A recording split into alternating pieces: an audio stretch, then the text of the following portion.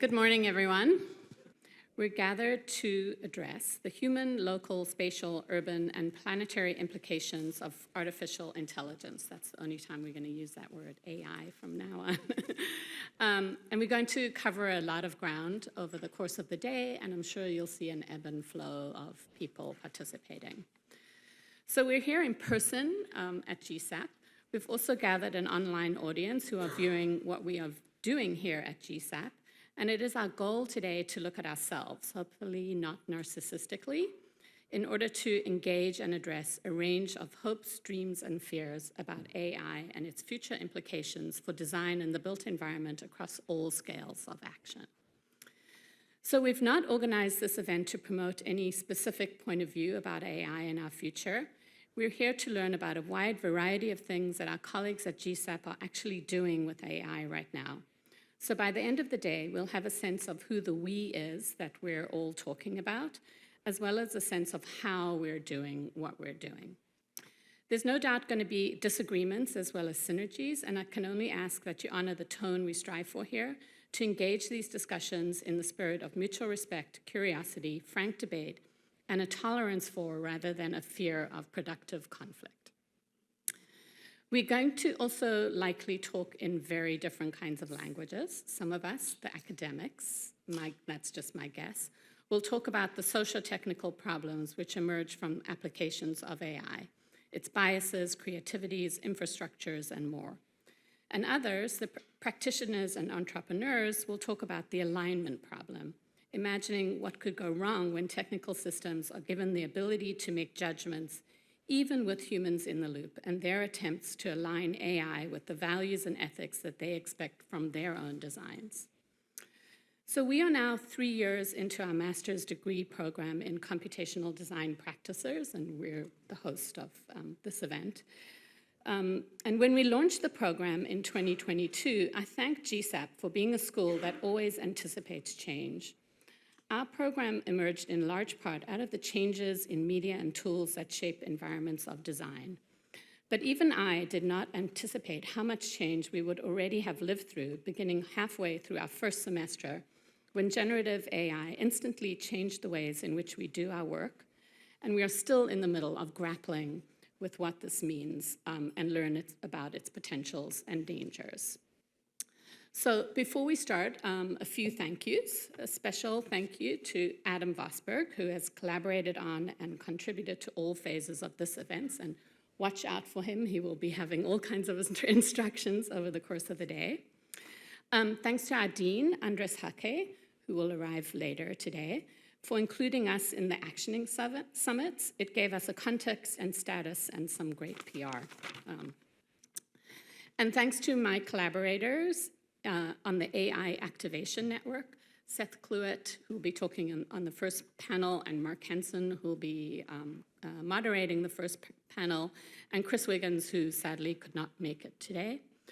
We're attempting to create a bottom-up network of people across Columbia who are working on AI-related projects and might want to collaborate across disciplines. And we are all from very different disciplines ourselves. So we're also happy to tell you that we have an accompanying live feedback system for today's events built by current CDP student Hao Li.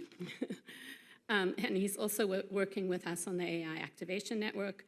And around the auditorium, you can see, are pieces of paper with a URL and a QR code that will take you to a form with questions and comments that will be curated live on the screen today.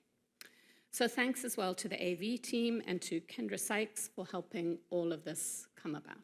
Kendra and the AV team are in the back booth over there. So please make our work on this little live feed worthwhile and submit your questions or comments on the linked forms. Make sure to note which panel you are replying to, and your contributions will be projected during the conversation. All responses will be kept for potential publication after the event. So keep your responses on topic, respectful, and relevant so that we create a welcoming space for everyone.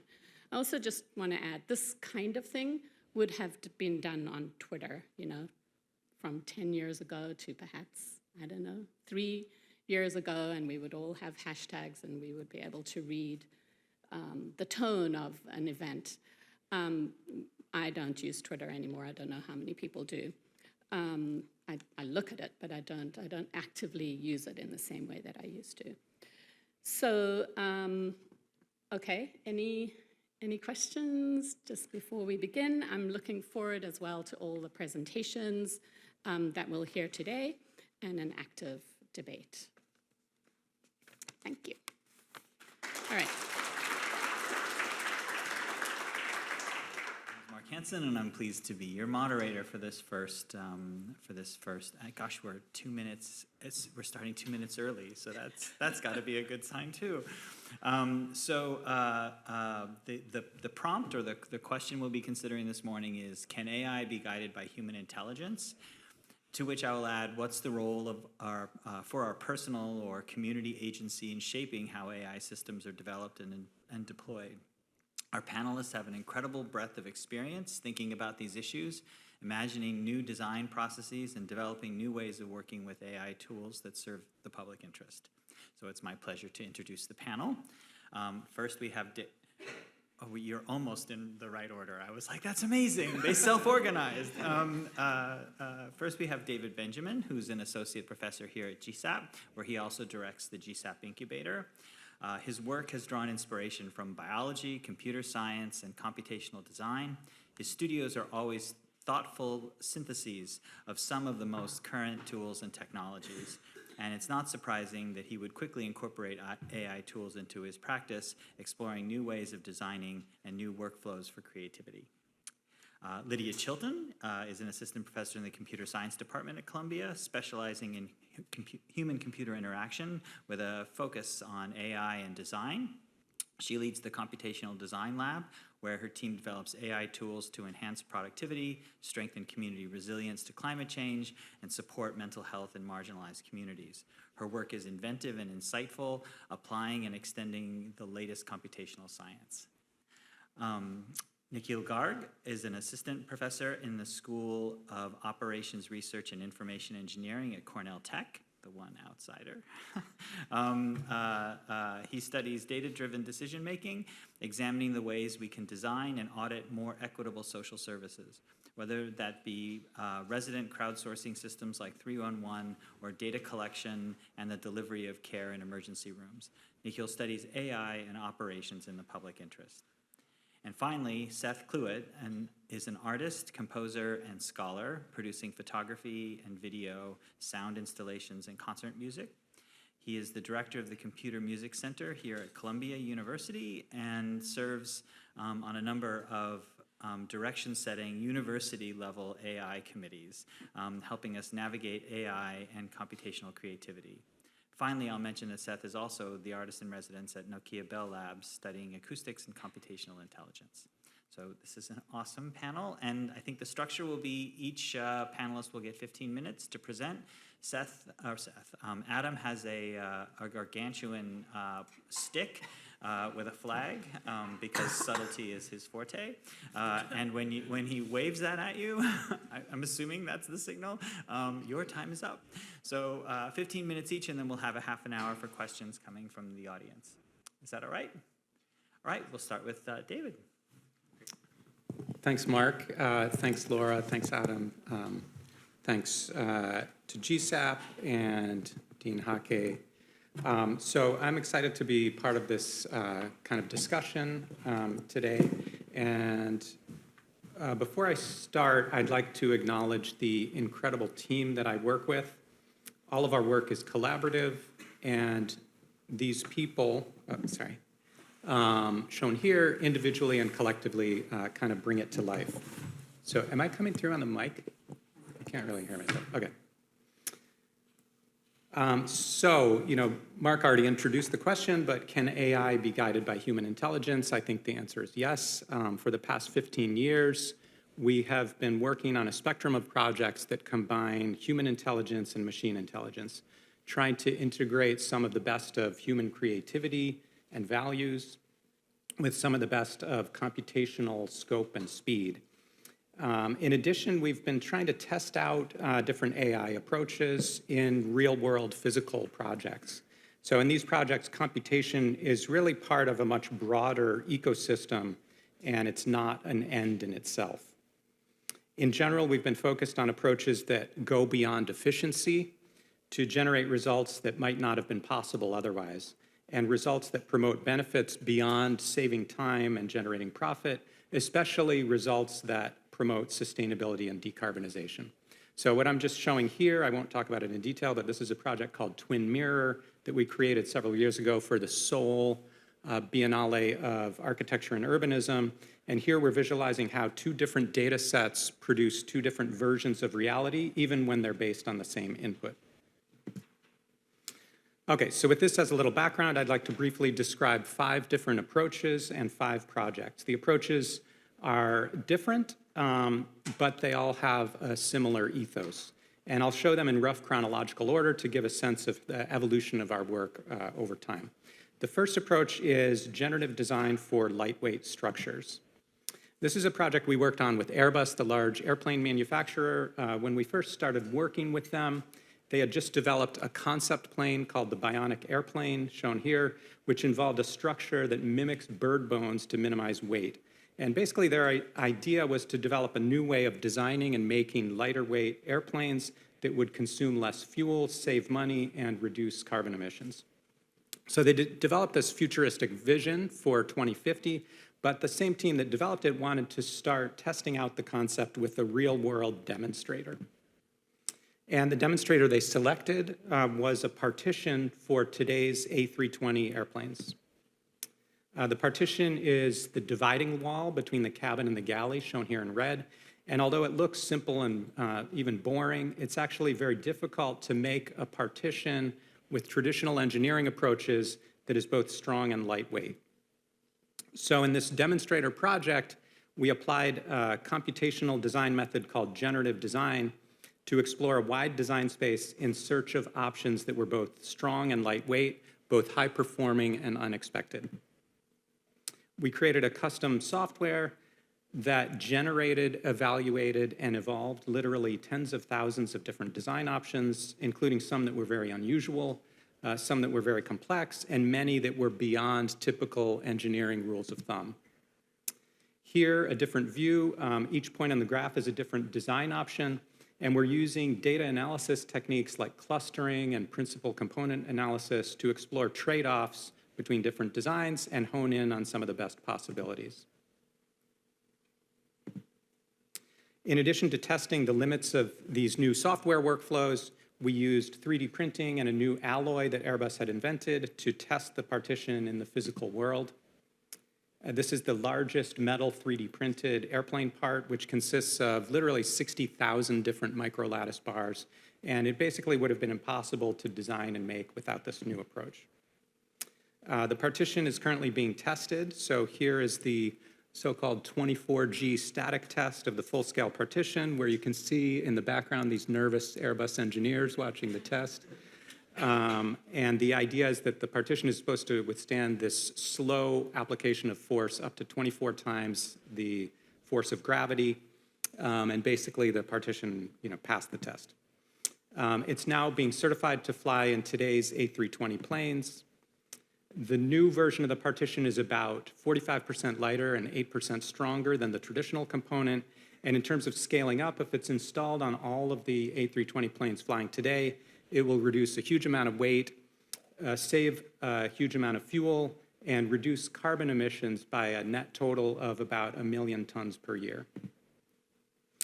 But another way to look at the usefulness of a demonstrator project is that it can change the baseline for industry. So here we're just showing a simplified version of a combination of technological context over time, social and cultural context, and industry players. And basically here you can see that the average weight of a partition across the industry was 65 kilograms in 2005, 65 kilograms in 2010, 65 kilograms in 2015. But then the average weight of a partition across the whole industry dropped to around 35 kilograms And it's basically because once other airplane suppliers saw what was possible, they created their own innovations to reduce the weight of their own partitions. So in other words, this combination of human intelligence and computational intelligence developed a new way of doing things, and the industry basically changed its baseline and shifted its mindset about what was possible. So the second approach is generative design for complex buildings. After testing our computational approach for managing complexity on the design of an airplane part, we then used the same approach on the design of an airplane factory. This is a new building for assembling and painting engines in Hamburg, Germany. It's located on the last unbuilt corner of the Airbus campus, which is this difficult triangular shape shown in red. And this project basically expanded our use of machine intelligence and data-driven design. So instead of 2 goals, which we used for the airplane part, basically minimizing weight and minimizing displacement under structural load, in this case, we had 10 different goals for a good factory design, including some operational goals, some financial goals, some environmental goals, and even some social goals. Here's a more detailed view of the goals, where we're kind of bringing together some of the typical quantitative goals like daylight and construction cost, and also some more unusual qualitative goals like employee work conditions and future expansion. And then we use this workflow to kind of manage complexity and try to address all of these goals simultaneously, a multidimensional problem. So, for example, here's the way we calculated the production efficiency of the factory, measuring the flow of materials and people between logistic spaces, shown in green, assembly spaces in blue, and paint spaces in red. And another way to look at this machine intelligence is that it, in the best cases, can be reusable. So the same core technology and kind of trade-off workflow that was used for designing lightweight airplane parts can also be used for other use cases like the design of this factory building, and each of them can be used for future projects like them. Along the way in this project, we used some data analysis techniques once again, like this time a self-organizing map that compresses a 10-dimensional data set of different goals into a 2-dimensional graph form. And here it's important for me to note that with this approach, the computer and the math offer a good set of designs, but they don't produce a single design recommendation. So this more or less requires human stakeholders to exercise judgment and to use creativity to create the final design. In the end, for this project, we aimed to create a factory that balanced human factors and environmental targets and production goals and even cost constraints, all in this same human-computer model. The third approach is what could be called machine learning for circular materials. So what I'm showing here is the Embodied Computation Lab at Princeton University. It's a new building for experiments with things like robotics, sensors, and everywhere that computers meet the physical world and become so-called embodied computation. This building is located near the athletic fields and a new chemistry building. Historically, this exact site has been a place of architectural experimentation. It's where Buckminster Fuller made his first geosphere. It's also where the Olgier brothers did some pioneering work on solar analysis. The program for the building called for the flexibility to adapt over time to new research and new equipment. And our concept was to create what we thought of as an open source building. So like in the spirit of open source software, it was designed to be kind of released into the world as a fully functional version 1, but also to be changed over time by multiple authors.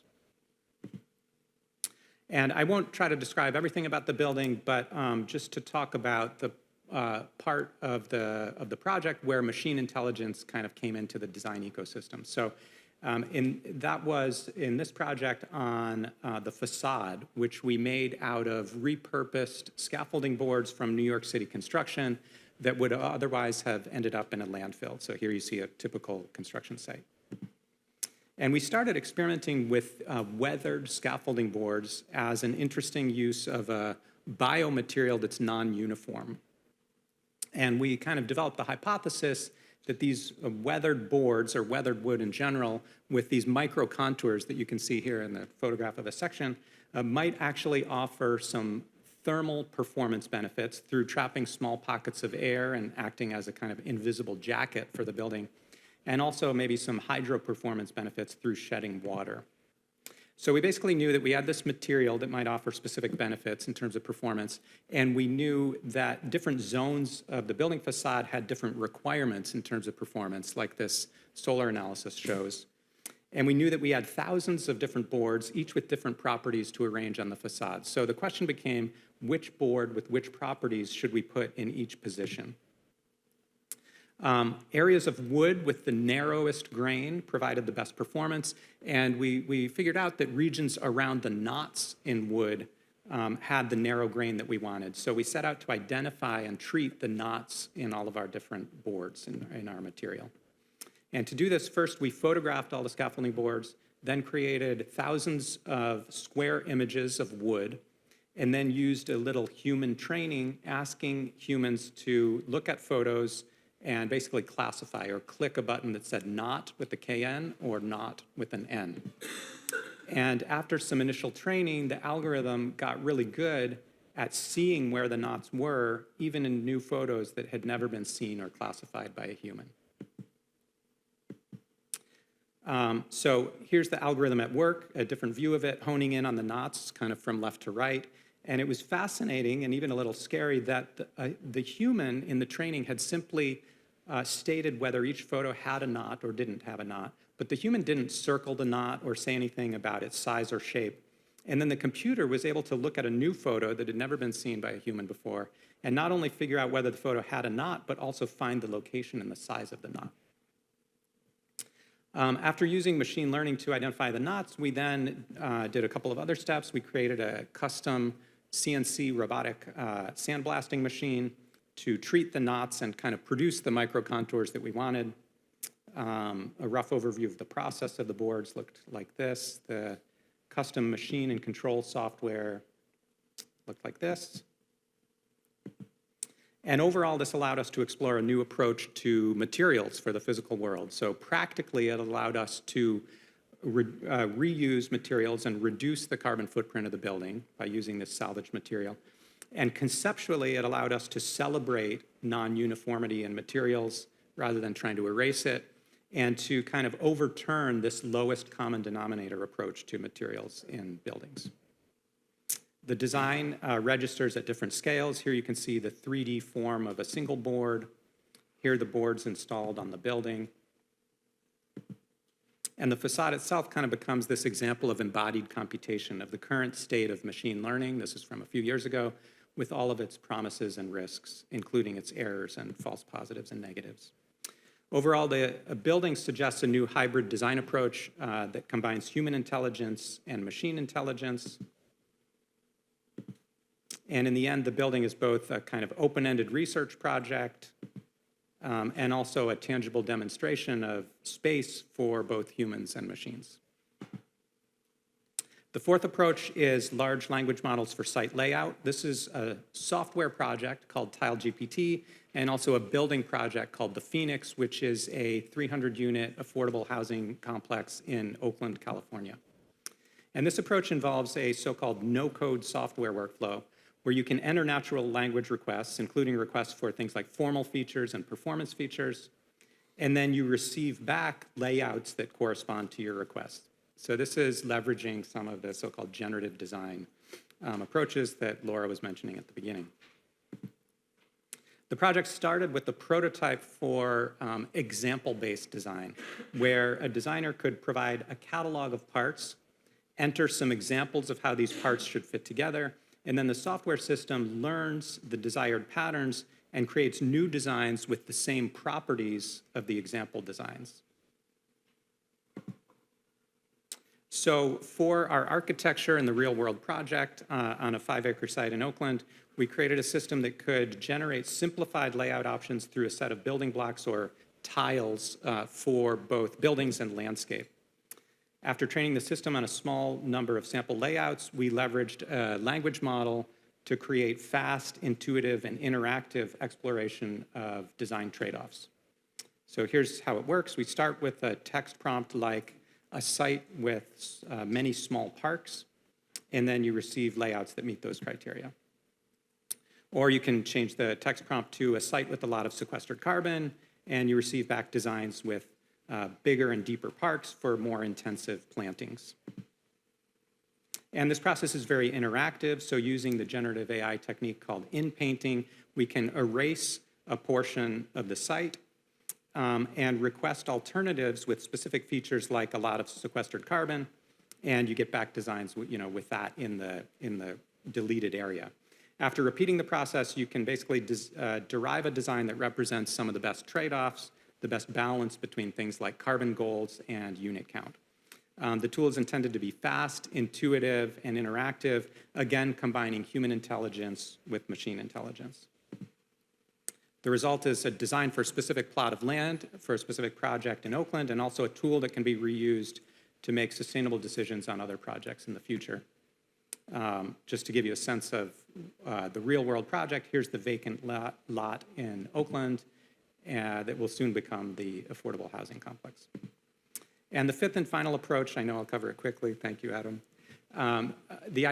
is basically machine learning for building reuse. So the idea here is that AI and machine learning can definitely be used to do things like increase efficiency, but AI and machine learning can also potentially be able to use to do things like detect patterns that would not otherwise be visible.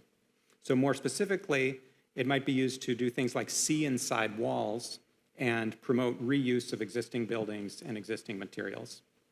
The idea here is that, as we all know, existing buildings are inherently sustainable, and recent data from the AIA shows that renovation projects now make up about half of total build projects in the United States. But designing with existing buildings is very complex. Data is sometimes scarce, capturing it is expensive and time-consuming, and methods to figure out what's going on in a building are typically invasive and destructive. So tools like laser scanning, shown here, can be an important tool for this workflow, but in a way they only tell part of the story of an existing building. And we think there's a great opportunity for tools that can see the non-visible parts of an existing building. So this is a very early experiment in using basically computer vision to see inside walls and facilitate material reuse. The idea is that laser scans are extremely helpful in understanding what you can see, what's visible in the building, but they can't tell you about what's invisible, including what's inside the walls and whether some of the building materials might be damaged.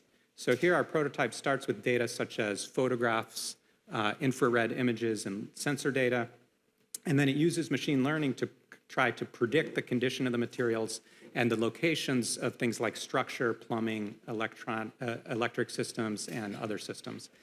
The resulting digital model can then be used to identify regions of materials that might be still good, that could be reused, and to guide things like selective deconstruction, and basically facilitate work with existing buildings to promote more sustainability. So this is a work in progress, but we're currently exploring the application to real-world renovation projects with a few different clients. And as with all the 5 approaches, we're aiming to use computational intelligence as part of a broader design ecosystem guided by human creativity to do things like challenge the status quo of how things are done and find ways to rapidly decarbonize the built environment. Thank you.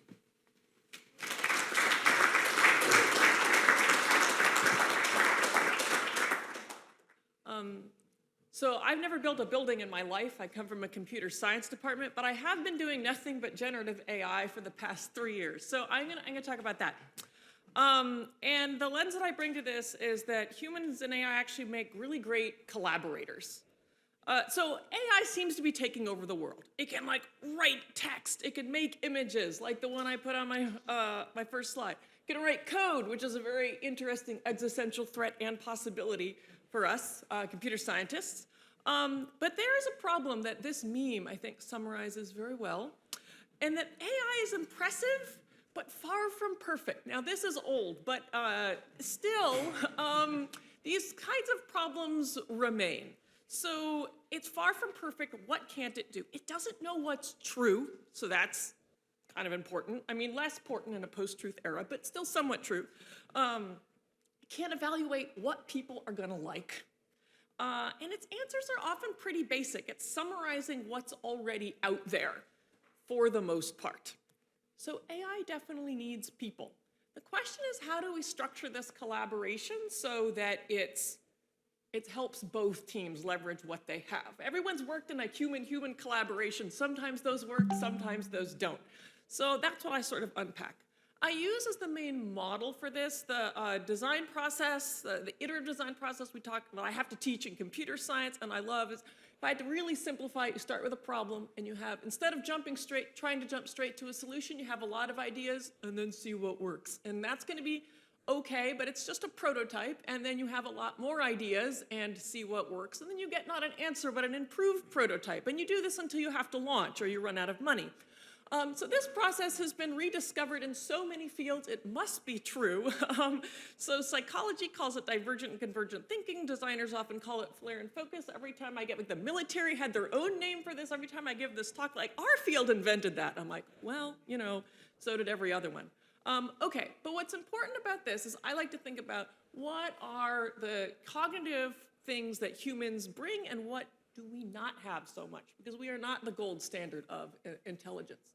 So in design, people really often struggle to generate many both ideas and prototypes, getting off that blank page.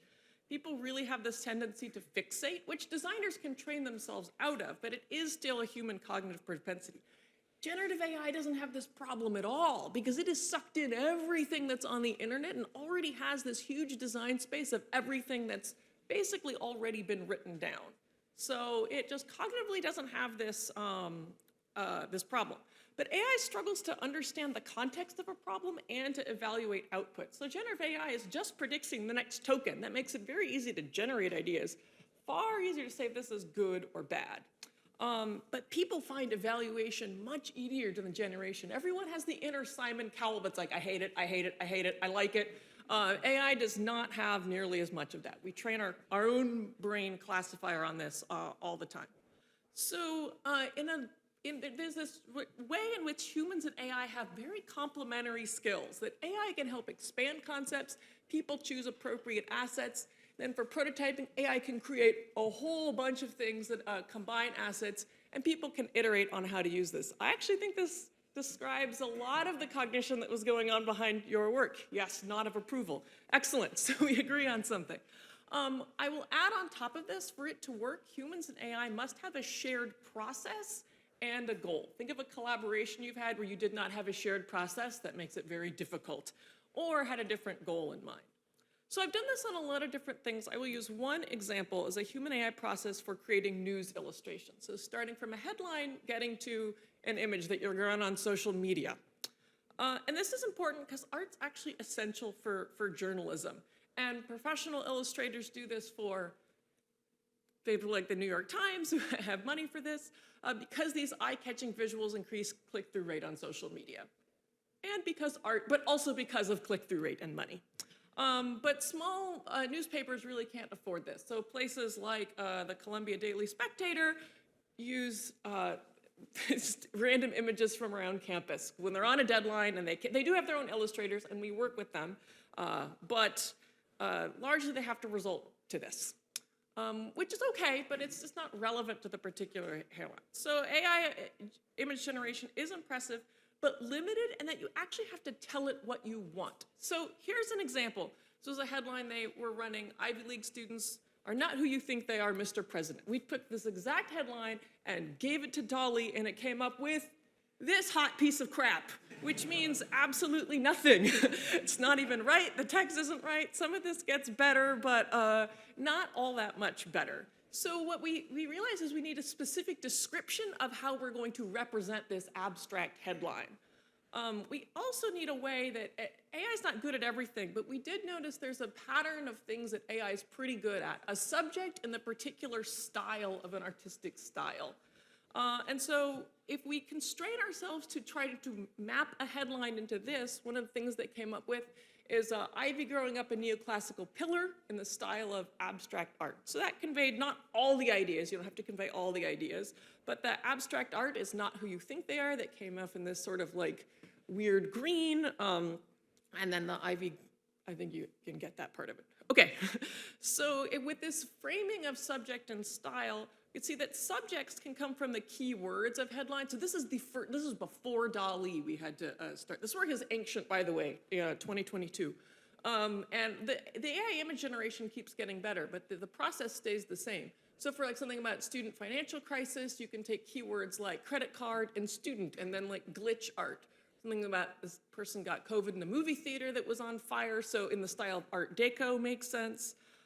Styles can also be related to the tone, so Thanksgiving fights about politics was like a food fight in the style of action painting, like a sort of Jackson Pollock type of thing. Choosing a major has this watercolor of the many. I mean, I guess choosing a major is actually super stressful, but it could be seen as a positive thing with lots of bright, cheery options.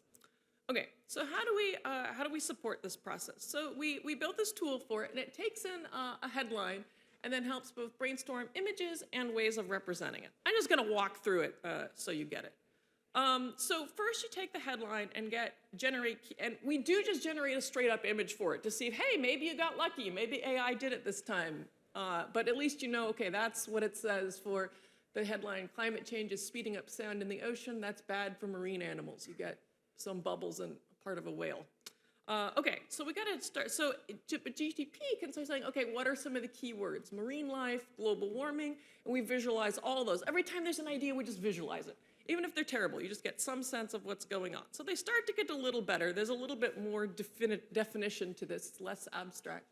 But then we actually get concrete nouns from those keywords, because it's much better at style. So like whales, these whales can get better if we give them a little bit more time.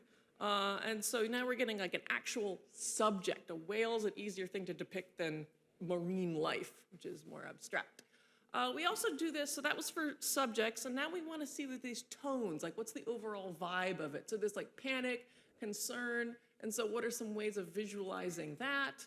And then we actually go through like what are some abstract or concrete ways of representing things like panic, so like graveyard. So this one kind of worked out. This is one of the things that AI was like, okay, this kind of fits, underwater graveyard. It has some idea of death, it has a connection to ocean, so it's a little bit better. And this is what AI came up with, but really people can actually kind of pick their own combination based on this large expansion and put the pieces together differently. So here, what they ultimately ended up with was just it has more, the panic tone is a lot more clicky on social media, it's a real word.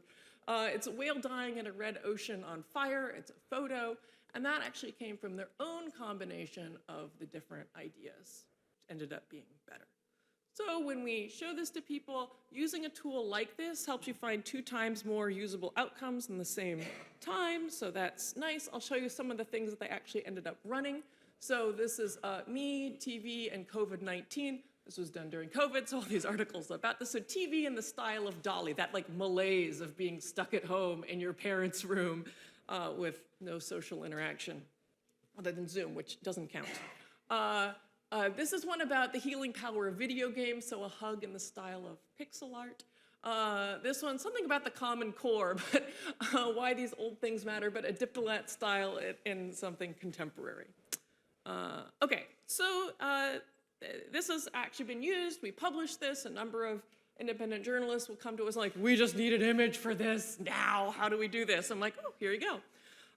But overall, this is that collaboration I talked about. So expanding concepts here, AI is giving you some of these possible keywords and getting them more concrete. But then people are picking the actual symbols that they like.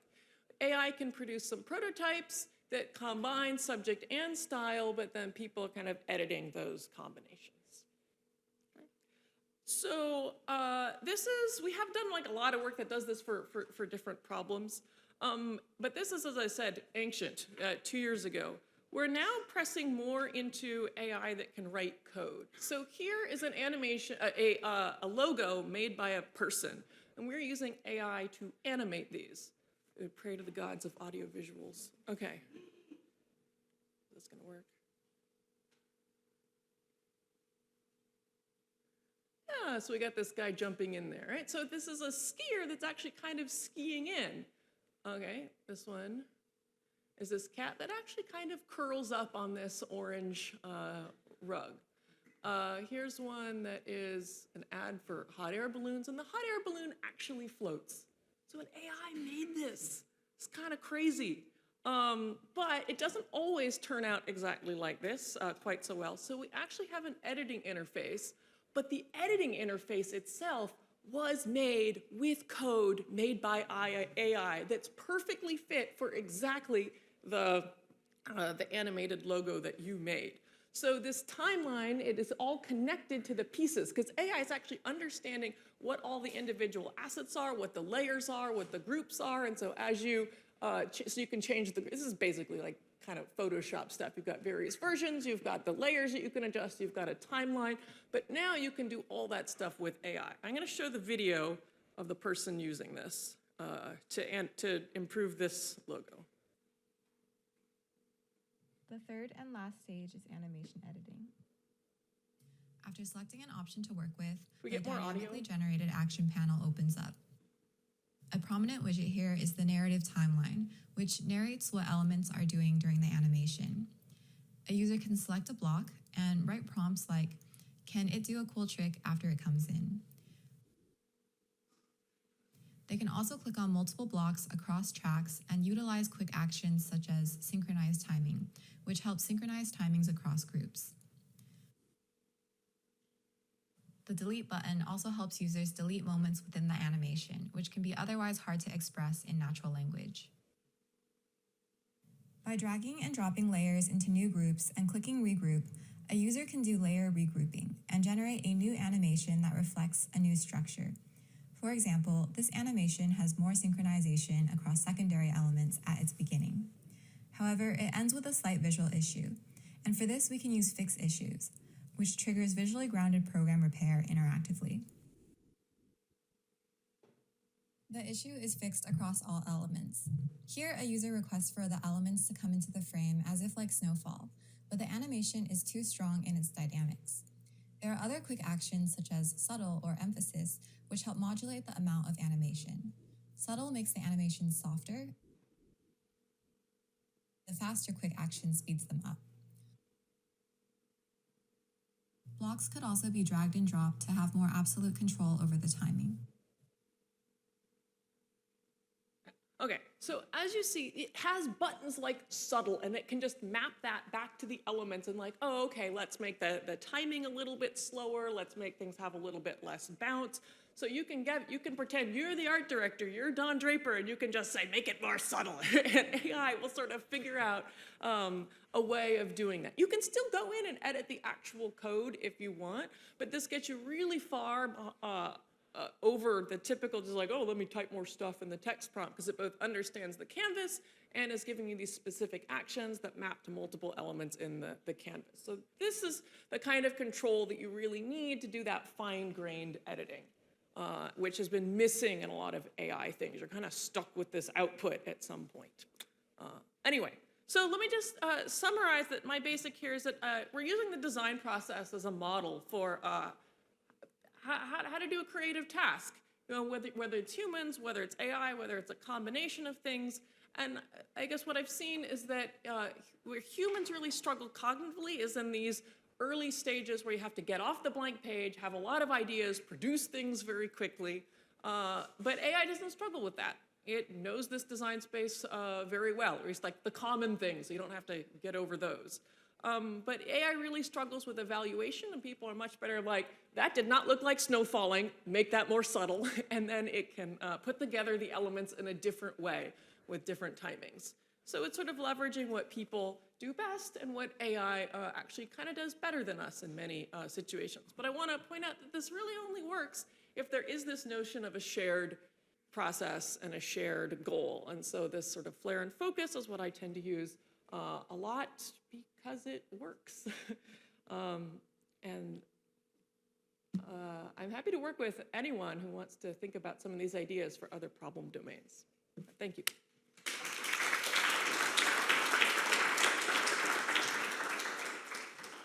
So we were encouraged, I'm Seth, by the way, nice to meet you. We were encouraged to risk a provocation. So I'm gonna try to do something a little bit different than just explain my research. Thought I'd introduce a set of mental constructions into the conversation that might make the conversation in the panel a little bit interesting. So a lot of my research is around ideas of spatial intelligence, or how people understand the world through sound and listening.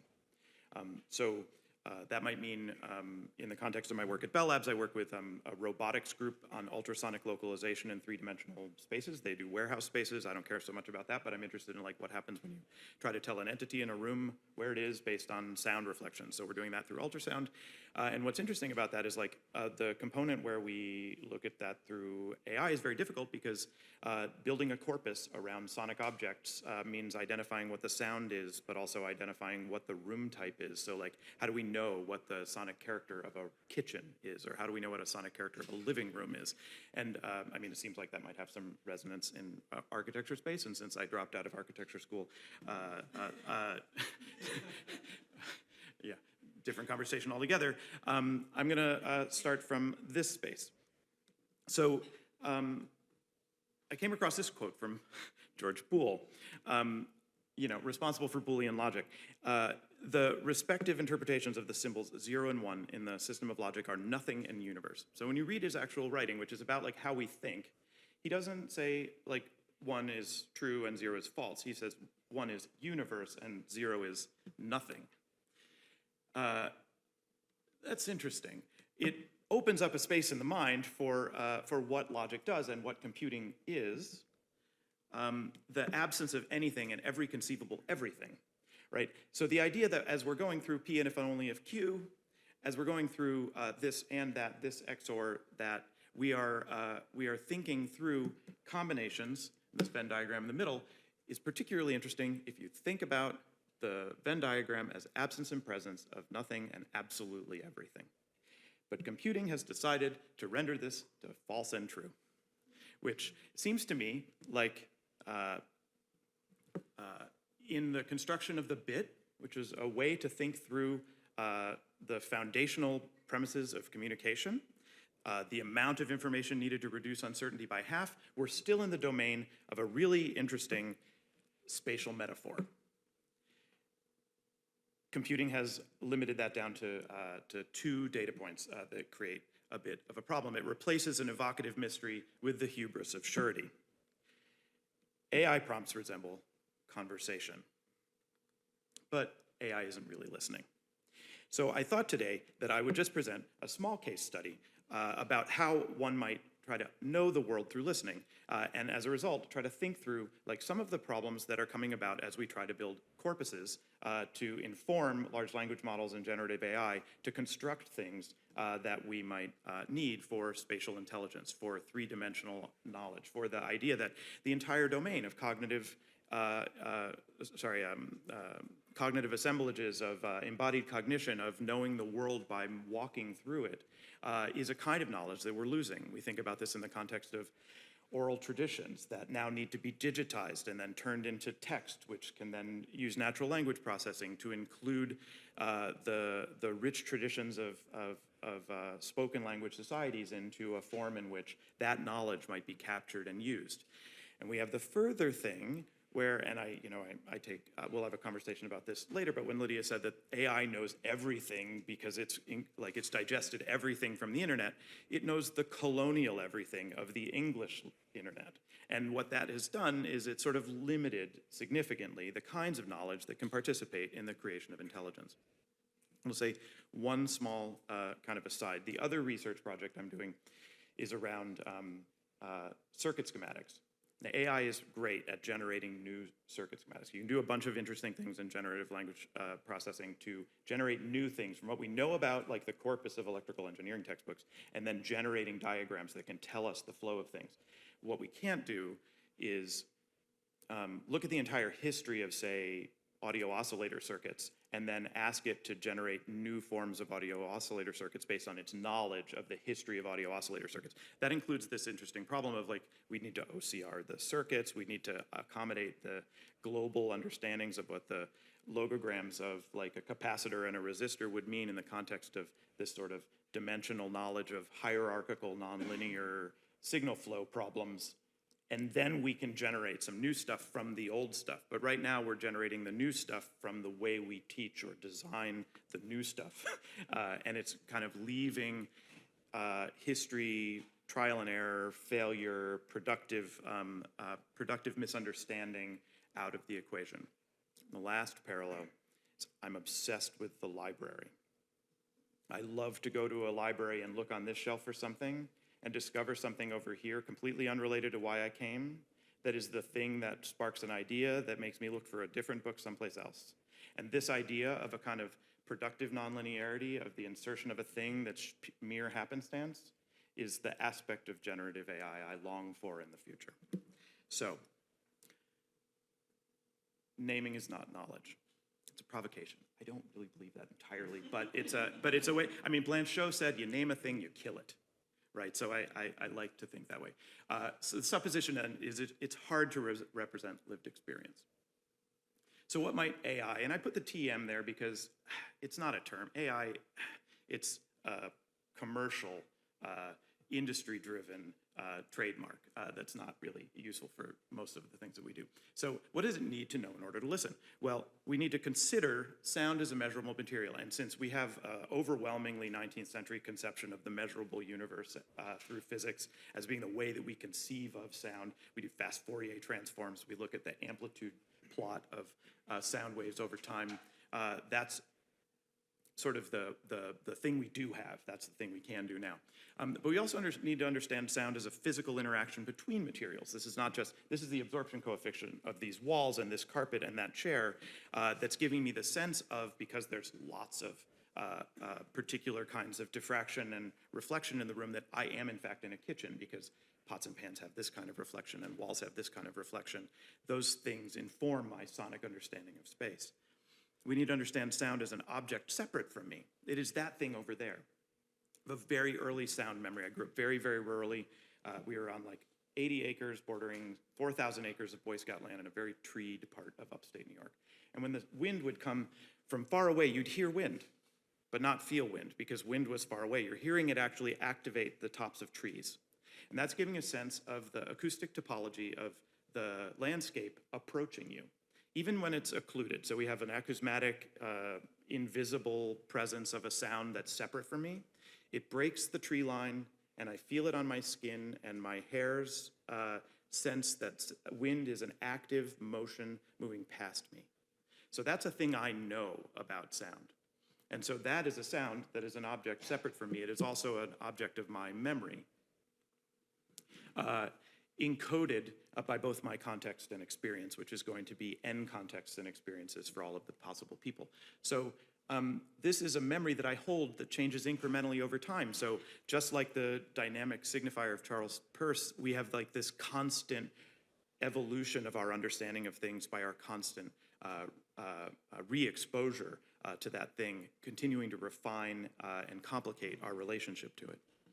So that means we have to be able to represent it as a fact. We have to represent sound as a feature. We also have to be able to accommodate sound as an archetype. All the rain, every rainstorm, all the different times that we've accumulated knowledge about rain on every surface rain has ever hit that's given us knowledge about what that might mean. Sound is also an atmosphere. The room has this kind of like tense silence when a speaker stops on a dime, right? That idea of the absence of something generating the presence of an idea that makes people feel things and act differently is a thing computers, if they want to understand sound, will need to know. And sound is a fabrication. Every time a boxer gets punched in a movie, there's a person with a rubber glove punching a steak. And that is the archetype for violence in a movie. When Jacques Tati placed high heels on a person off camera to represent the sound of a man in business shoes walking down a hallway, he created a dissonance in the sonic object of the Foley equation, where the thing doesn't represent the thing that you're seeing. And that productive friction of the lie of Foley is the way we consume sonic media in all movies, which means our knowledge, the largest knowledge base of sound objects in the world actually is Foley. So we can train 150 door closes from a Foley library of fake door closes so that the fundamental way in which we understand door closes as like a sonic object is at its core a fabrication. So that means that at the end of this, we have to understand sound as a lot of facts at different scales from different points of view. That it is a dynamic system of interacting energies. That is, it is a sign both fixed and evolving through social agreement. I'm thinking Gen Z versus Gen Alpha slang at the moment, and it's like what's the word? Robbing of AAVN. So like there's a evolution even of the signs that we think we know that are changing constantly the thing that we say we can do. We have to understand sound as a malleable reality. Things change on a dime. So if we're going to create scenes, if we're going to create the sound component of animations, we need to understand how things evolve as the characters evolve in the equation. So then sound is really understood as a matrix of potential truths and useful lies. And so the question is, how do computers that need to understand a true and a false deal with the possibility that the things that we know about the world are in fact false, but they help us understand things in a deeper way? So then, how do you encode acoustic intelligence?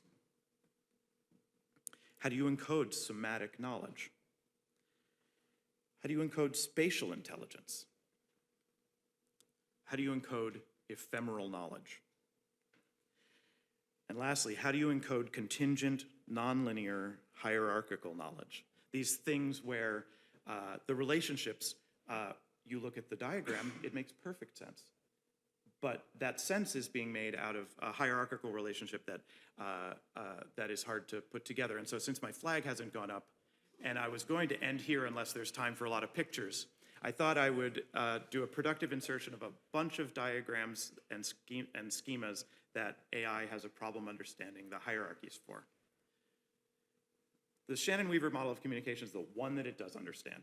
This is the foundational binary and the unfortunate supposition of what we understand about communication. We've got a source and a destination and a noise source in the middle that is constantly complicating the thing. We don't have a shared vocabulary that acts as a noise source, and it complicates the sender-receiver relationship. Gerbner in the 50s came up with this idea that I have n number of perceivers looking at an event. That person, everyone who looks at that event has their own perception of that event. So we need to accommodate the multiple listeners. He's working in the journalism context here. But I'm just going to very slowly go through a number of these. And these are all from communication. This is how 50 years of communication diagrams, which is how communication scholars use information, use diagrams to explain complicated interrelationships of how people communicate with one another. You look at a communications textbook, I digitized 320 of these from a textbook to try to see how many ways people pictured the dyad of communication or mass communication things. I'm only showing a couple of them here. This one's hilarious. But they go on and on and on and on.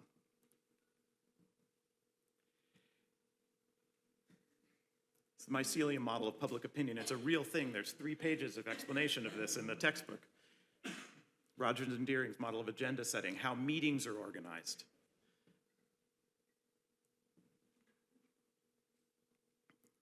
So we're coming up on a couple that are useful. We've got the Venn diagram. It's fascinating that AI still has a problem with this. Hierarchies, graphics.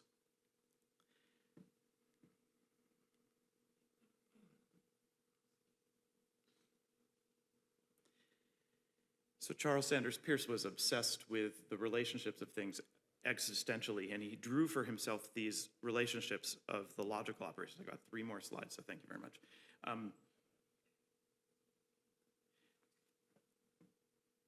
So I love that even at the foundations of logic that inform the basis of analytical philosophy for the entire century, we have these little pictures that are helping us get those combinations together. We look at bond graphs of the induction motor or chemical graphs of bond relationships. We look at signal flow graphs for Mason's gain formula. We look at circuit schematics of an RC timer circuit.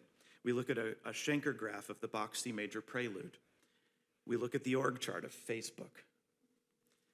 We look at how people suppose Facebook and Microsoft are organized. Hilarious. Okay, now it's over. All right, thank you very much.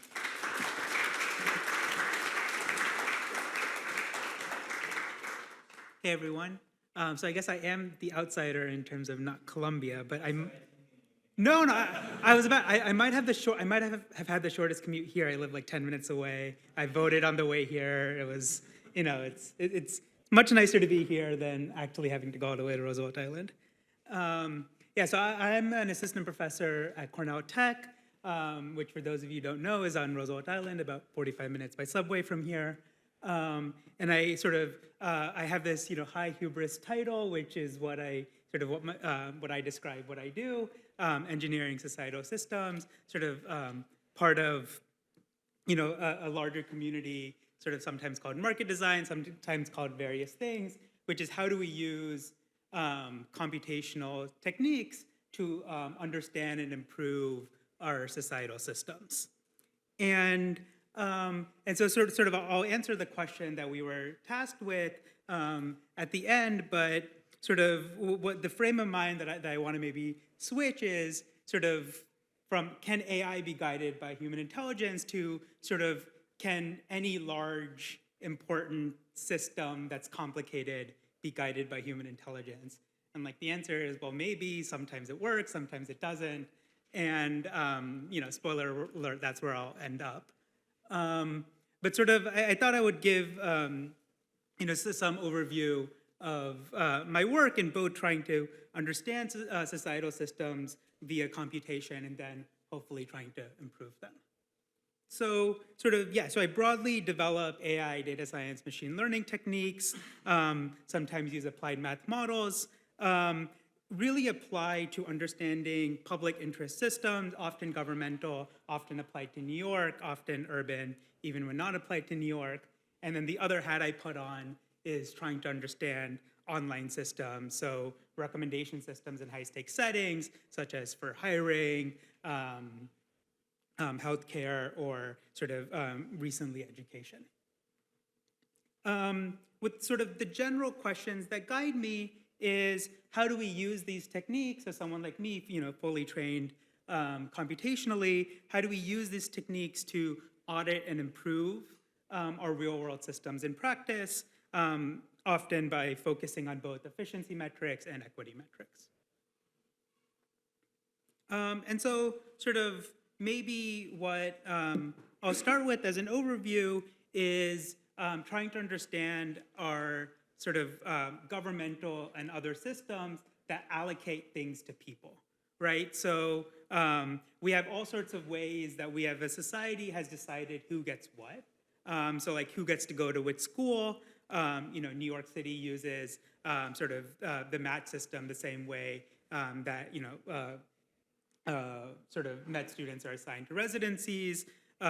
We have someone decides which books are available in which libraries. Someone decides, well, this pothole exists and that pothole exists. Which of these is going to get inspected and then maintained, fixed today, which is going to be punted 6 months from now.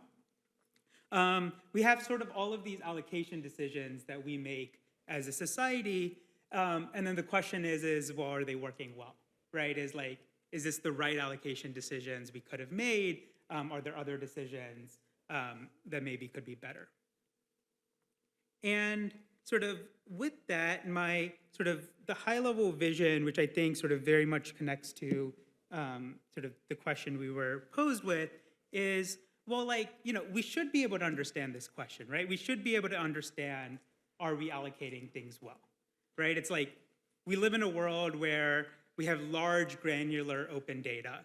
New York City has, I think, one of probably the richest, biggest, most available open data platform that I've seen anywhere in the world. Government agencies are legally required to upload a whole bunch of administrative data about what they do online on a daily basis, right? So like you can right now go and download every 311 report made to the city of New York in the last like 15 years. They update that file daily. They have all sorts of columns like, did the agency respond? When did they respond? I mean, well, there's questions about whether you can believe some of those columns, but like they have columns that are like, did the agency respond? When did they respond? What did they do about it?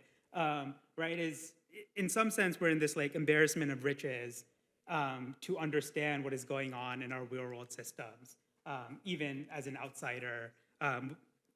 And we have all of these modern computational machine learning, large scale ways to handle all of that data, and often, again, depending on the agency, you have willing sort of equity focused practitioners who like really care about doing the right thing and have important decisions to make, right? So like this is in some sense like exactly if you gave me a wish list of what you would want to understand a societal system, and then to hopefully improve it and to guide it by human intelligence, sort of this is probably a big chunk of the a chunk of the wish list that you would give me, and we have it.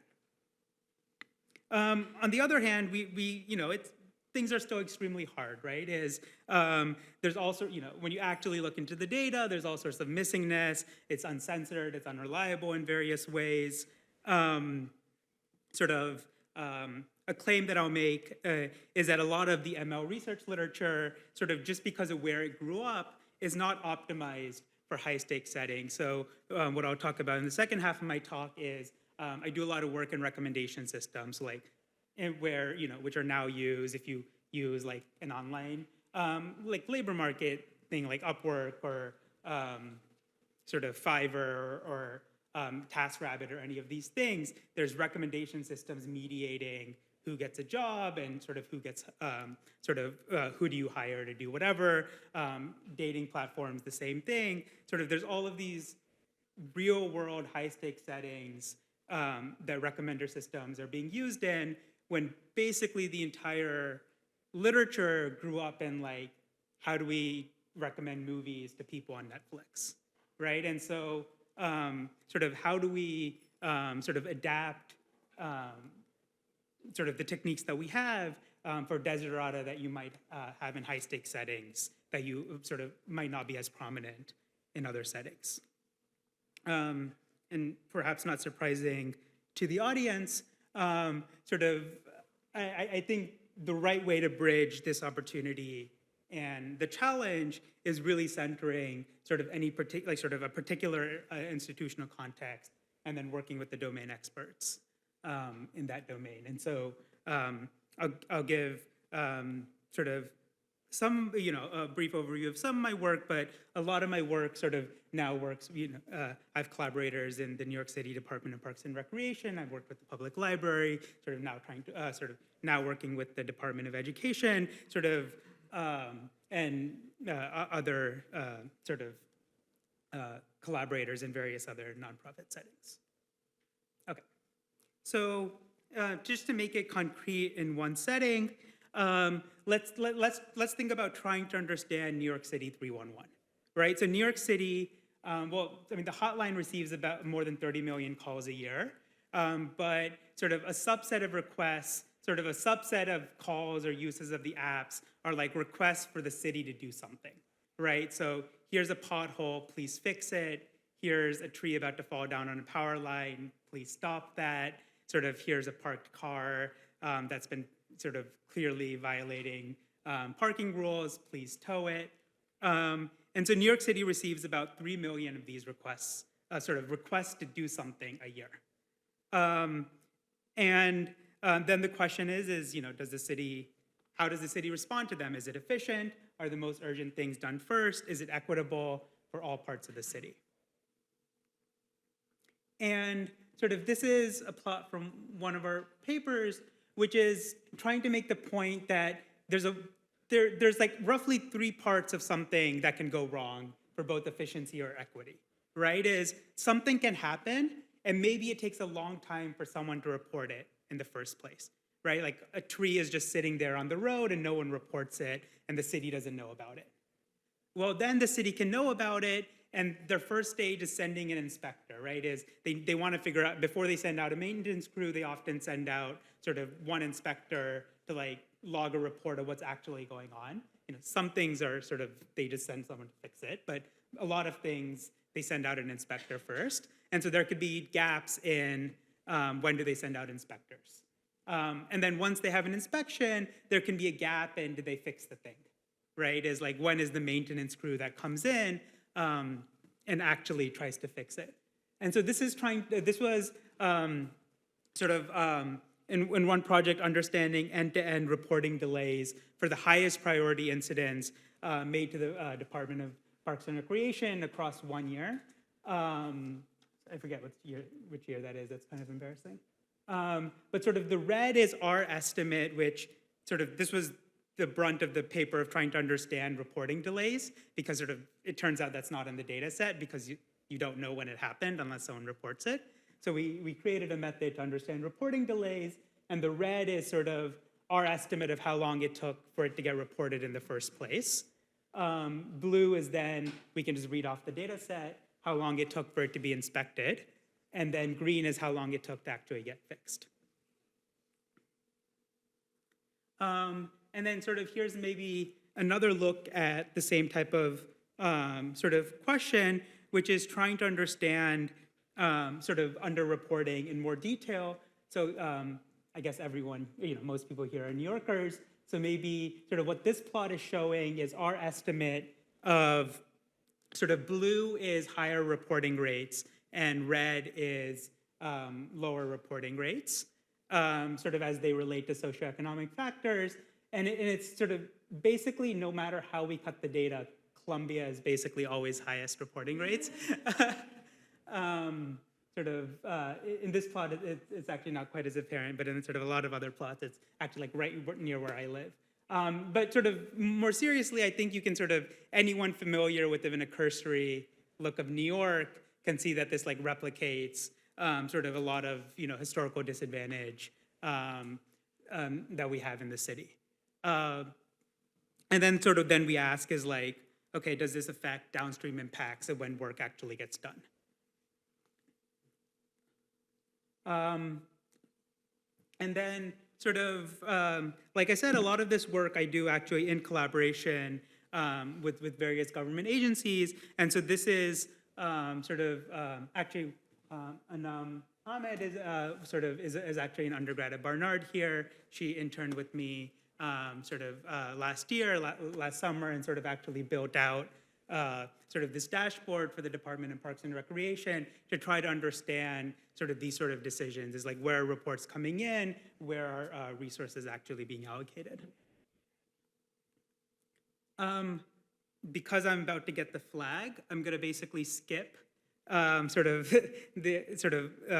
about sort of another aspect of these type of systems, which are really near and dear to my heart right now, which is trying to understand recommendation systems in high stakes contexts, like hiring, dating, healthcare, research dissemination.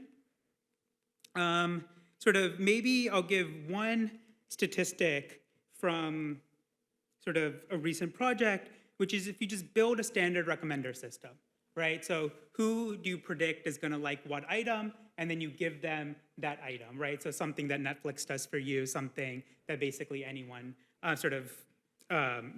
any platform that you engage with online does for you. If you just do the most naive thing of just recommending people what you think they're gonna like, and now we've replicated this across a whole bunch of contexts, basically half the items never get recommended, right? Because the platform is just gonna predict that no one's gonna like them. And so now people have been like, okay, now we need to add item fairness constraints, and maybe you do need to show items to someone, but then that affects users because you have sort of, they get worse recommendations, and maybe some get worse recommendations than others.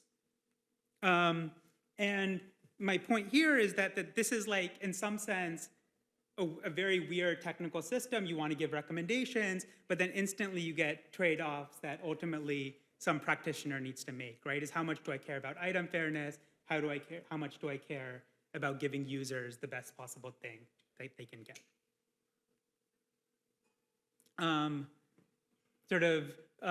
we also now I have this fantastic student, Vince Bartle, co-advised by Nikhil, who actually has built, and he gets his company gets paid for this and so on, is to help discharge patients from a hospital to nursing facilities. And even there, in this very human, social worker-driven context of discharging patients, it turns out you have a lot of computational questions of how do you even figure out what's going on, how do you optimize the system, how do you improve it with better data. And so I'll end here with maybe 3 answers to can AI be guided by human intelligence? I would want to say yes, and in many systems we already do, right? We have many complicated systems. Computational systems are already embedded all throughout society. And in many instances, maybe you can convince yourself that they kind of work and that we understand them and that they're designed and guided by people. On the other hand, and we saw this in all the talks already, it just takes a lot of work to do that, right? It takes a lot of work to understand what's going on, to understand their implications. And then maybe the pessimistic view is that a lot of this work is putting a computational Band-Aid on a wicked societal problem, right? We're not going to solve poverty by crypto. We're not going to solve these really hard societal challenges with computational Band-Aids. And this is just going to be too complicated of a thing to understand. I tend to be in the maybe camp where it depends on the application, but that's what I have.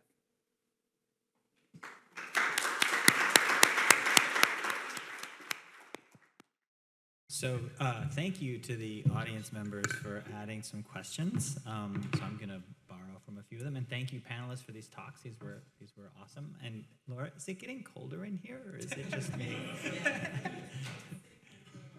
Okay, all right. I would have thought we'd be giving off heat by now, but maybe not. All right, so one of the questions that I had, and that was mirrored in the responses from the audience, had to do with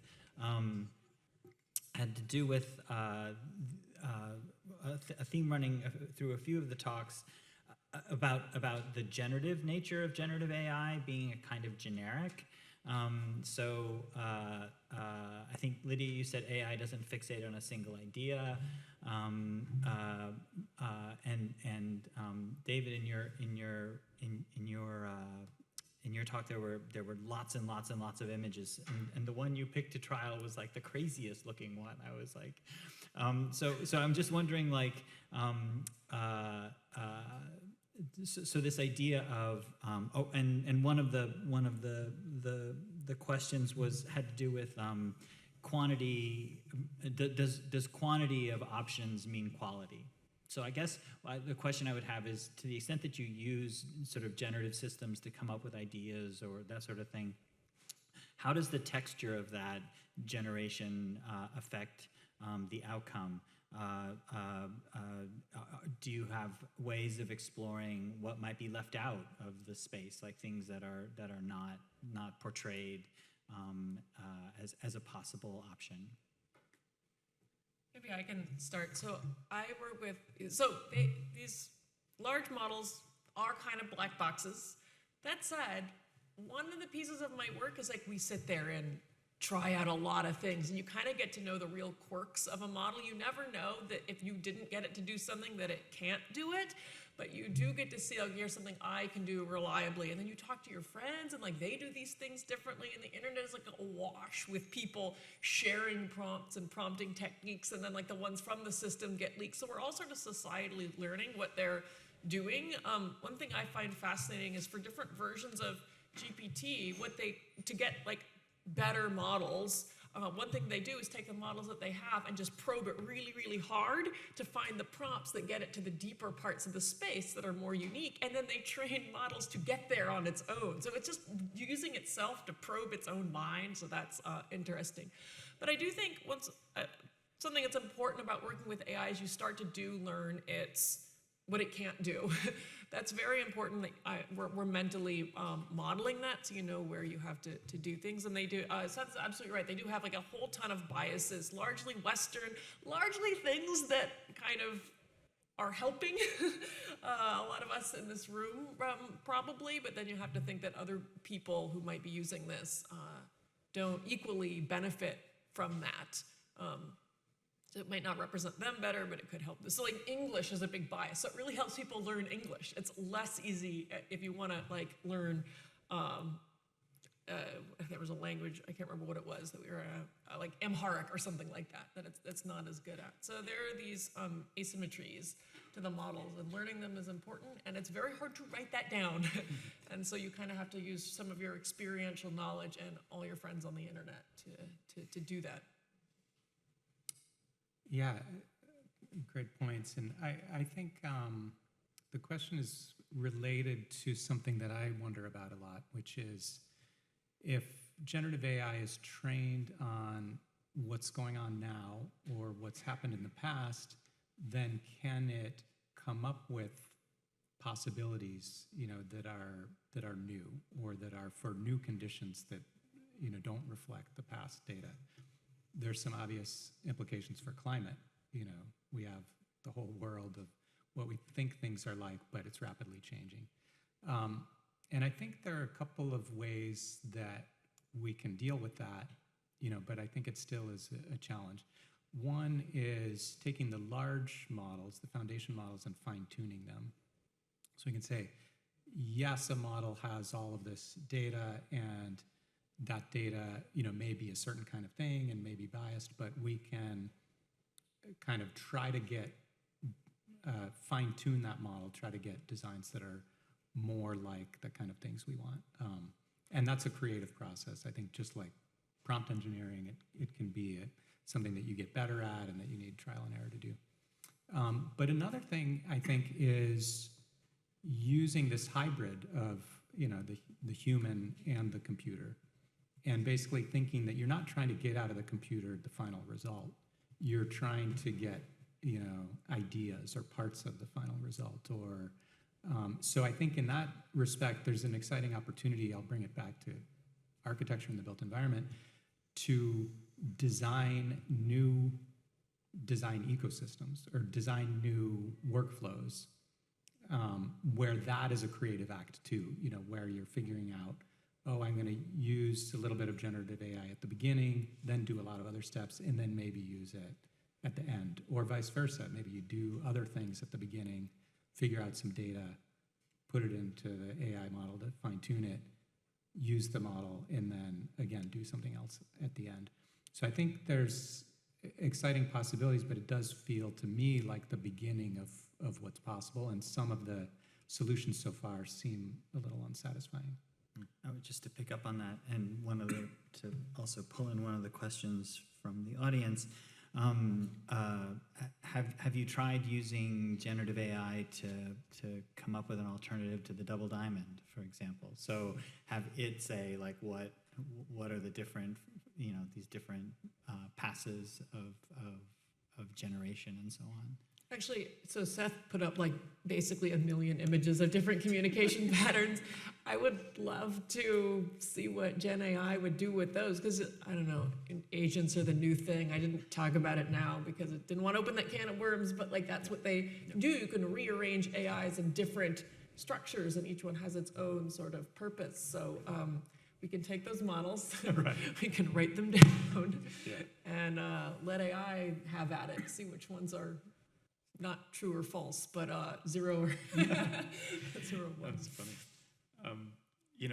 The reason I first started looking at those communication models precisely because I thought that the kind of like I ask AI a question, AI answers, I don't like it, I rephrase the question, and I'm like performing Shannon Weaver over and over and over again. I'm like constantly refining what I'm saying so the thing might understand me. And I thought to myself, like, what if as we're designing these systems, we're looking at, so that's like the first one. And like Shannon invented signal flow diagrams. So like the first one. Then there's like 50 years of people going, what's the nature of productive conversational relationships that people can have? So like what would happen if we took any of those and started to map new modes of engagement, both at the algorithmic level. I think there's going to be a place in the future for dipping out of the LLM into a CNN or RNN for a moment and coming back into the system. So we're like thinking about plugins for like, oh yeah, handwriting detection, pattern recognition for images would be really great right here, inserted into the middle of this otherwise process. I think that I think one of the things I've learned from working in industry is there's this obsession with efficiency and minimum viable product, which is the idea that, and also like, that part that would make this good is too expensive, so we design engineer down to the cheaper part, which makes it not quite function the way it should be.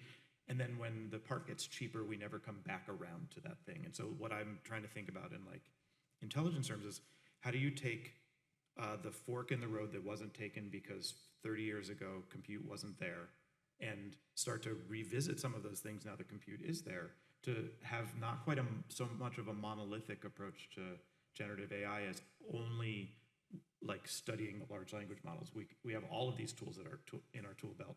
We should be able to pull them as we need those things to be able to explain the problems we're trying to solve.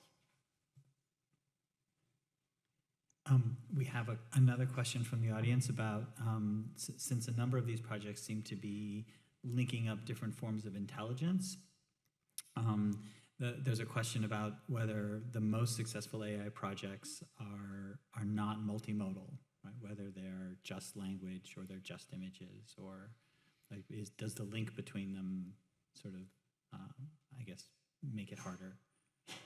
I think multimodal is almost a necessity because every modality has different representations that treat information differently. So like text, it's really great to say abstract things. Art, it's much easier to say this exact person. Like describing that in words would be hard. I could say person, I could say woman, I could say some abstract things, but it doesn't evoke the actual person. Motion has, like video has so much other stuff. I'll let Seth say what sound does, but each of these, and going back and forth between them is also very important to get. Like that's the Opal project, we kind of use words to explore the space and then images to see if there's something concrete in that space that you could visualize well. So, but you can do that with many, many forms of modality, kind of go back and forth between them to get what they represent well done. Because most problems are rich and can't be represented in a single way. So it's really going back and forth between ways of representing information. The modalities just happen to encode some of those representations. Nice.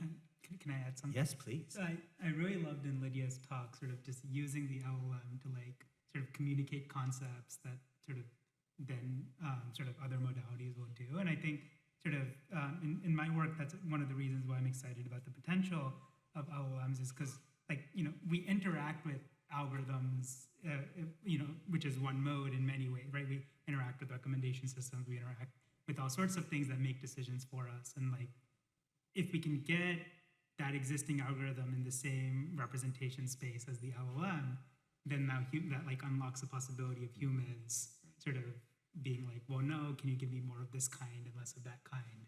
And sort of steering the algorithm in its sort of in the human language. I was just going to add to that. You know, in music, we're very lucky. Like at the very beginning of electronic music, 5 giant corporations got together and said, maybe if our devices could talk to one another, that would be useful. And they made the MIDI protocol that allowed interoperability between hardware devices. That kind of thing, if we were to think about like looking at a circuit diagram, looking at a flow chart, looking at a CAD drawing, if we were able to take a dimensional representation of an image hierarchical relationship and make an XML schema out of that, that would like, if we were not trying to think of it so discipline specific, but thinking of it as like, how do we deal with hierarchical, like non-text information and get it into a text form to get it then back out. And there's like open source projects like Mermaid that are trying to make like the LLM will output a Mermaid file that you can then open in a software that can generate that. But again, it's this kind of like monolithic approach that's been inhibiting the progress of those things. I do want to, though, acknowledge something about what I think the question is getting at, which is there are a lot of narrow AI problems that are really compelling. You know, the idea of training AI on medical images so that the AI system can detect cancer in a new medical image earlier than a human could have. I mean, that's pretty compelling. So I think that category is great. We should do more of that. There may be aspects that are relevant for buildings and construction and the built environment. But then this other question of what can we do with the multimodal and can different AIs kind of communicate with one another, I think is really interesting. Along those lines, one thing that we've been experimenting with, it's a total hypothesis and I'm not sure if it's going to work, is saying, rather than a foundation model with a huge amount of data, but that's kind of similar, like all images, all text, could we create some kind of AI model with multiple sparse data sets instead of one comprehensive data set? Because definitely in buildings and construction, there's this big data problem. Who has enough data? Because the data for buildings and construction is not on the internet. It's not the right kind of data. So could we take a little bit of data from the Department of Buildings, which might be these old rasterized PDF floor plans, and a little bit of data from GIS, when was the building made and how big is it, and a little bit of data from photographs, and try to triangulate and derive some insights about what's going on based on a little bit of messy, incomplete data from multiple sources. I think that's one new possibility that doesn't rely on like we need a massive database and we need one single foundation model that has to get better and better. I did have one of the things that struck me, Nikhil, about your talk was the so I'm a statistician by training, and so we get. You stepped in it. No. So no. This is about how we don't train statisticians properly. The idea that the stakes associated with errors in an algorithm and things like that, I don't think that gets communicated in our curriculum well enough. How does that enter into your classroom, and how does that shape your teaching? Like keeping students grounded that an error here is really important. Yeah, I think sort of it comes through a few ways. Sort of, I think one is as much as possible, the case studies in the classes are like on things that Netflix matters. I love Netflix. But on things that sort of have high stakes, where in sort of, or maybe higher stakes than Netflix. I think sort of one thing that I do is in applied data science class that I'm teaching right now, sort of we have a module on algorithmic pricing, where they code up algorithms and then like it's like competitive, and they'll have to like sort of code up pricing agents to compete in a marketplace with other agents other students create. But then we also just have a day in class where sort of ahead of time I send them 30 questions built off this like Daniel Kahneman paper from 30-40 years ago on sort of the ethics of pricing in different contexts, right? Is it okay to raise prices of water bottles $10 after a flood? Well, okay, that's illegal and price gouging. But what about umbrellas, $5 while it's raining? Like what sort of personalized information can your landlord use about you? So sort of we have this mix of like, okay, we're doing the math, we're doing the coding, but then okay, let's bring it back to like, okay, what is it like? Do you want your algorithm that learns supply demand to raise prices of water? Right. That's great. I teach in a journalism school, and so we do a lot of I guess we have time for one question from the audience. Can I ask one? Is that allowed? Oh, of course. Okay, so one thing I loved about your talk is like these knots in the wood. The pun was excellent. But aside from that, I felt like my interpretation is that AI sort of enabled you to design with these sort of irregular things, where because you could detect them more flexibly, and like you'd probably be forced to use, a more traditional production line, a traditional capitalist production line where it's like everything is controlled. We know how to do things because you don't have to deal with irregularities. You control the whole pipeline. But the thing that I love about generative AI is its flexibility. It's allowing things to be interoperable. It's allowing us to work with some of these irregularities. Do you think about has that thought occurred to you? Am I crazy?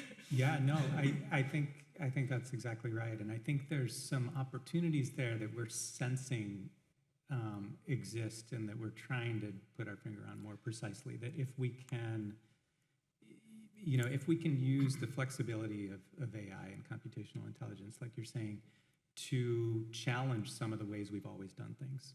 Like we have to, for example, with building materials, it's relatively well known but kind of forgotten that building materials have variation between one piece of wood and the next. It's especially true with wood, steel a little bit less, and we just forget that, and we have the assumption, let's design for the lowest common denominator. So let's assume that all pieces of wood are as bad as the first piece, as the worst piece of wood, and build in a safety factor then on top of that. But if we can take a lot of data and manage that complexity and deal with some of the messiness that would normally be just like impractical, then maybe it can open up new possibilities. And we think there's probably a lot of versions of that.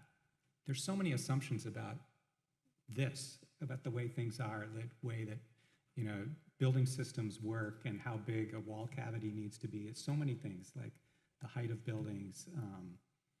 And I think we could start challenging some of those if we can, get under the hood a little bit and challenge the rules. Even like retrofitting buildings in the software world, we write the same software over and over again. You're in a company, somebody has this thing, it's 30 years old, you don't want to understand it. I'd rather start over from scratch, and there are benefits from that. But one thing that we're looking at AI doing is like if you put in a bunch of software and you can just ask questions to it, it's more easy to actually build on top of what you already have rather than just throw it away, because it's just cheaper than trying to understand what's there. I feel like that's kind of what you saw too with buildings, like, who knows what's good or bad about this? Let's knock it down and start over. Yeah, exactly. And that, just to connect the dots, probably everyone's thinking the same thing, but there are big real world consequences. Like if we can reuse buildings and materials, we can make a dent in the carbon footprint of buildings, which are 40% of the whole carbon problem. And there are other, I think, versions of that too. So I really like that framing. Yeah, I think, are we done? I think one of the things that's fascinating about your approach is that actually the sort of affordance thinking of what is this algorithm capable of, not just what is it normally used for. And I think so much in architecture, that idea of looking at a thing and going, okay, what could it be? Not just what is it? I think there's a moment for us in this to look at an LLM without any preconceptions about what the thing is capable of doing, and feed it all sorts of kinds of data, and then see what it generates out the other side as though it were a guitar pedal or actually black box it. Actually say, I have no idea what this thing expects. If I don't have a preconception about what the thing expects, what does the thing produce? It may produce all sorts of nonlinearities that we're not expecting, but we may also discover that it's capable of doing some things that we didn't intend. And that might actually that might push us towards the actual intelligence sooner. Yeah. Excellent. Well, thank you. This panel has been awesome. Can we thank them?